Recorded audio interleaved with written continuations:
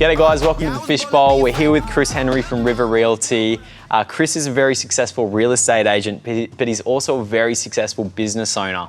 And what we want to discuss with Chris today is how he took his brand to the next level with marketing and the steps he took to get to where he is today, the things he did that didn't work, and where he's going next. Chris, welcome to the Fishbowl, mate. G'day, Jacob. It's great to be here. Mate, you know your story better than we do. Tell us about where you started and how you got to where you are today.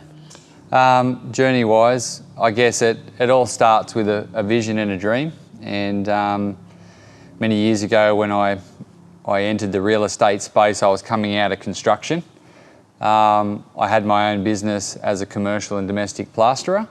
My father at that time became quite ill, and Mum had asked me for a hand in her business, and it wasn't something I was comfortable with at that point, but I stepped up to that task that was asked of me and really wanted to help the family. So right. I really had a lot more involvement with people. Okay. Because when you're in the tools, you know, you're dealing with a customer, but you're then off doing the work and you're not really engaging with that amount of people. That's right, yeah. So the flip side with real estate was the amount of people that you are dealing with and the actual, you know, the amount of people that you're helping at a higher level. For sure. A lot more important decisions to be made in this role, and it was something that I was attracted to. Certainly wanted to come back as a joint business owner with Mum, not come in as an employee. Right. So I wanted to buy my way into the company, and I managed to do that out of working with the family and making sure that the work that I put in was then rewarded into shares in the company, etc. For sure. And as that moved forward, I really started to take on some more leadership responsibility, and then I guess from there starting to put some leadership steps in place. Yeah, awesome. So you've transitioned from that role as a real estate agent to the role of business owner and working on the business and that business development side of things. Yes. How have you guys transitioned from, I don't know, what would you call it, like a traditional real estate agency into what you guys are today as River? Sure. When I started to transition into more leadership roles, there was a change in ownership which happened a couple of years ago. As Mum retired, I formulated a very strong management team. Okay. And then I've taken on some partners in the business, and together we've been able to grow the business from there. We're all really great in what we did. We had some flaws, obviously, so it was a good pairing of weaknesses and strengths and identifying that leadership group to carry the business forward. So I guess we had to find who we were first, and that was the number one key, was trying to identify who we were as people. Yeah. Before we could then launch out to the market and create something. One thing I found is when you're ambitious, you've got a lot of things going around in your mind all the time, and to quieten the noise down was the number one thing, and just to get focused on a couple of important things. Sure. So the branding exercise was so critical to understand who I was as a person and who we were as a group. Right. So once that was created, then the marketing pieces started to flow. But again, we really embraced technology and saw modern marketing and modern platforms, and as that was starting to grow, I obviously ran into you. For sure. So I guess that relationship really drove growth in our business. We were able to articulate where we're heading, what we were doing in the form of video. Yeah, that's right. And you guys have always, I mean, from the day I've met you, you've really embraced that social platform side of things, Yep. Facebook, Instagram, everything on those platforms. But you've really embraced content creation. Yep. So everyone would know you from the video content that you produce. You're quite well known in that area. Where did it all start with you for the content creation side of things? You started with videos. You know, it wasn't that prominent in the industry at the time, and you really saw that opening, that was the next thing. What was that journey like, going from there to where you are now and what you guys are doing now in terms of marketing? We just identified that was where things were heading, and if we were a marketing company, so we needed to work out how are we going to show our clients' product in the best possible modern way to communicate to a wider audience. Because when I'm standing in front of an owner, it's one-to-one marketing, but if I'm putting it to video, it's one-to-many, and I can deliver a different kind of message through video that I wasn't able to deliver in text. Right. A lot of our clients wouldn't read text. You know, they're all poor time limited, but I knew that they may be enticed to watch video. So we started showcasing a lot of our properties in video, but from a lifestyle perspective. It wasn't about the home as much. It was more about how you would live if you had that property. The dream. Exactly. Yeah, absolutely. So, but we just had a ball doing it. I mean, like, you know, I think it was obvious in a lot of the videos that not only were we passionately doing something that we enjoyed, we were just, you know, we were showcasing the properties, having a bloody good time while we were doing it. Yeah. Where when you're having a good time, that's where the creative brain really kicks in. That's right, yeah. And not getting caught up too much in, you know, the detail of what it needed to be done. It was more trying to create the visuals around it to make it exciting. That's right, yeah. So that's where we had the jet skis coming in and the trucks coming in, and I think we called on everyone we knew to see if we could borrow what they had, a piece of equipment, to bring it all together. Because if you had to pay for all of that stuff, it just would not have happened. So there's a lot of work going in behind the scenes. There's a lot of work, everything. a lot of promises, a lot of handshakes, and my IOU list is big stack, is massive. I think it's stored back there. Actually, we had to get another room for it. So. But also with those videos, you manage to showcase your personality and your team's personality as well. Yeah. Which you can't do unless you're having a one-to-one meeting with someone. Yeah, but suddenly there's this medium where you can showcase you and your team being genuine, approachable people, and you can just amplify that and market it to the world.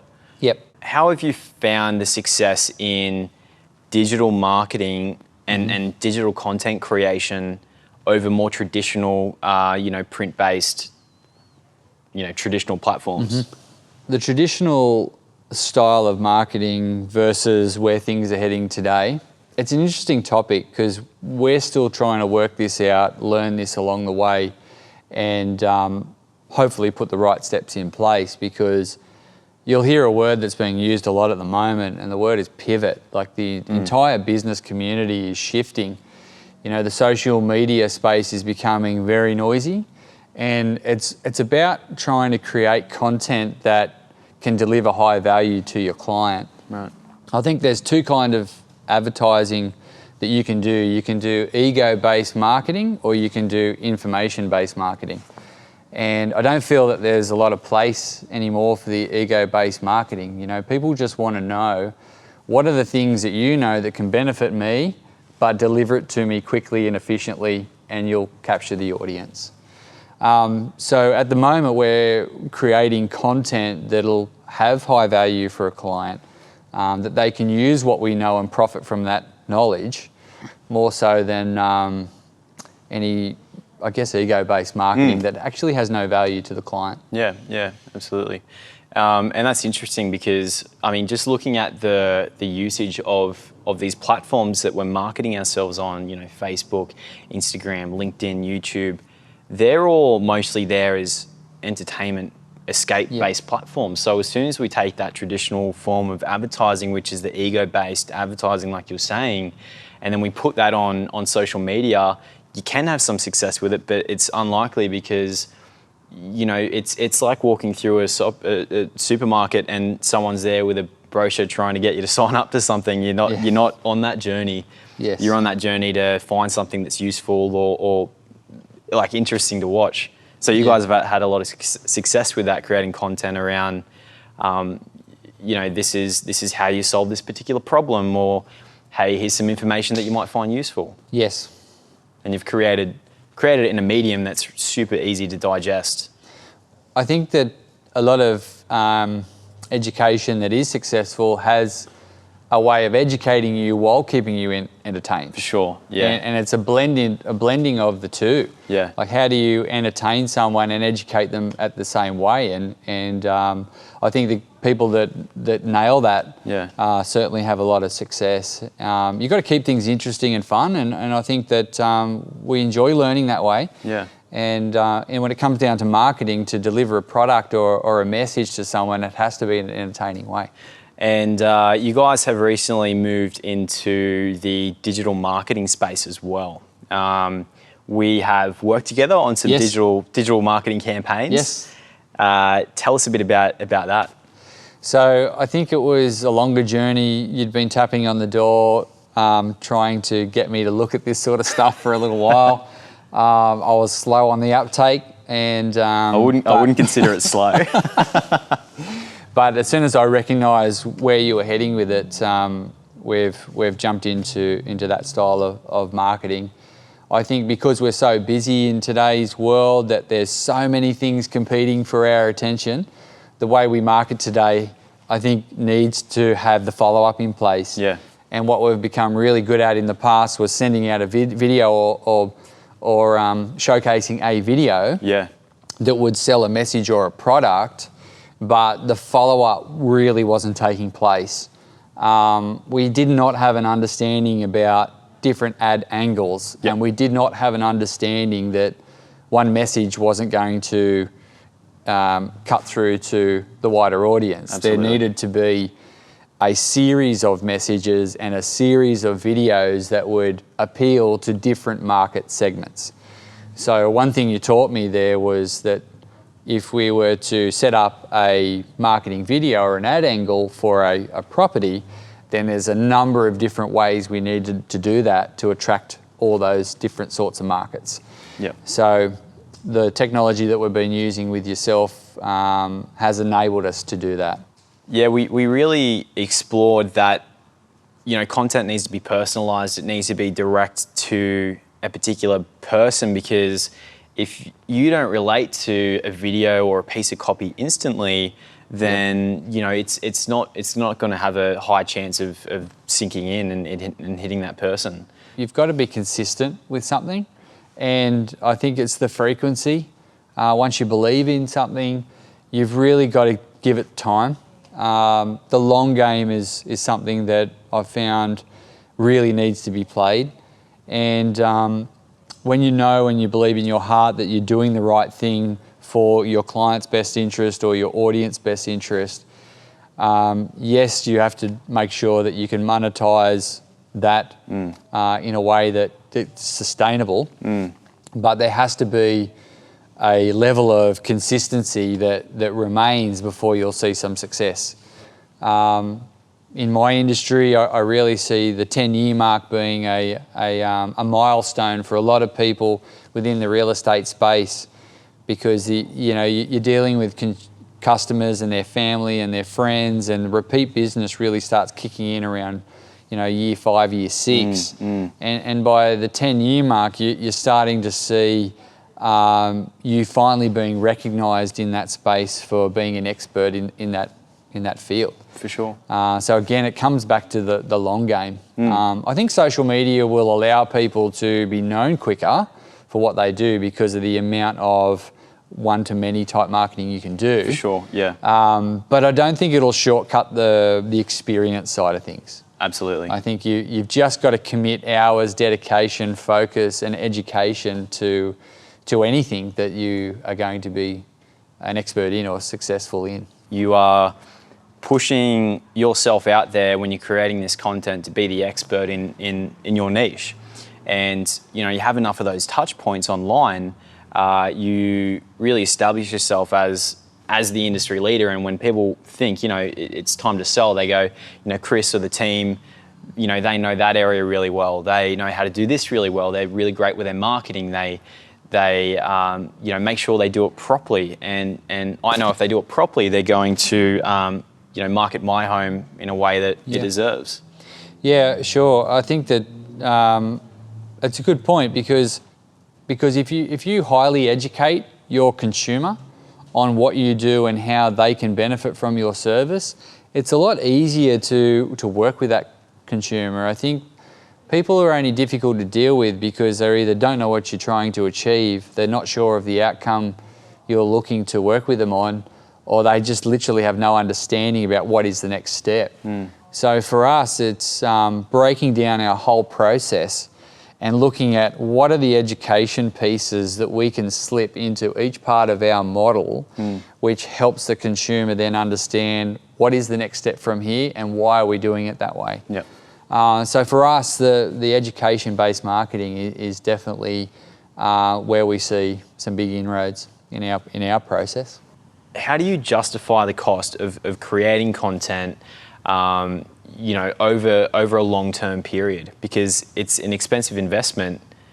How do you justify it? Our return on investments that have come from video marketing has been long-term business, you know, long-term sustainable business. If a consumer sees that we're stepping out of our comfort zone and we're challenging ourselves and we're putting forward modern business, then they want to be dealt with by that firm. So investing in video marketing and modern approaches to the market is absolutely essential. I think it's more expensive to ignore it than to embrace it. Long term, if it is ignored, then I believe the consumer will just not have an attention on that business. A lot of people will feel that, you know, because they've serviced a client over years and years and years, that they have a right to that business. However, I don't believe that that's true. I think that if you've served a client, you get judged on your previous performance, and you still have to be consistently in front of that client to remain relevant. Otherwise, you could fall into the trap of sitting on your hands, not innovating, and expecting the business to turn up. Something that interests me is you're an industry leader that is respected by vendors but peers alike. So how do you be successful but also be respected by, I guess, your competition? Collaboration is probably the one word that pops to mind there, because, you know, I can learn so much from my perceived competitors. I don't see them as competitors because we all do things slightly differently, and you won't attract all the business, and nor would you want it anyway. I think you are attracted to a certain type of clientele, and that they in turn are attracted to you for a reason. And I think your competition, or I really look at collaboration. I'm always opening the doors to work with other agents or agencies. Our door is always open to help them, assist them with whatever they need, and sharing content, sharing advice on the how-tos and the why-tos. Yeah. I think that that's important. And the training courses that are available, there's some of the best trainers that work in the industry. You know, they only grow by sharing knowledge, and I think that the best way you learn is to teach. Now, whether that be teaching someone who works for you or someone who's a perceived competitor, it's not competition for me. I'm probably found a lot of comfort in who I am and where I'm going. And so I'm not entering any conversation with a scarcity mindset. Yeah. It's how can I help, how can I assist, and how can I grow? Love that. And I can learn a lot from other agents, other agencies, and other marketing companies within our industry, and I'm excited for that. Love that. That journey. That's awesome. Such a mature approach to understand, like, there's no scarcity in success. Just because you know your perceived competitors can be successful doesn't limit your ability to do that either. No, not at all. And we're currently putting a lot of our systems and processes to film at the moment, and actually quite comfortable to post that information. It's available. It's out there. It's something that is created. But if we share first, then, you know, and that mindset of other people sharing, you know, the environment gets easier. And if the clientele are then more highly educated, they become a lot easier to deal with.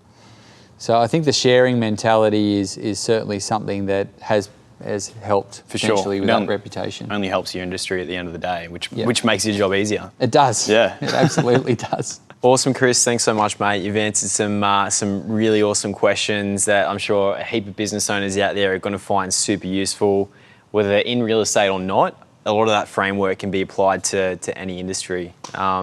Mate, thanks again for coming on. Thanks to Mode Hire for letting us have this space, which is a really cool space. Yeah, mate. Best of luck with the next stage, the next comfort zone barriers that you're gonna push and exceed. We've got a lot of work to do together. Absolutely, mate. Cheers.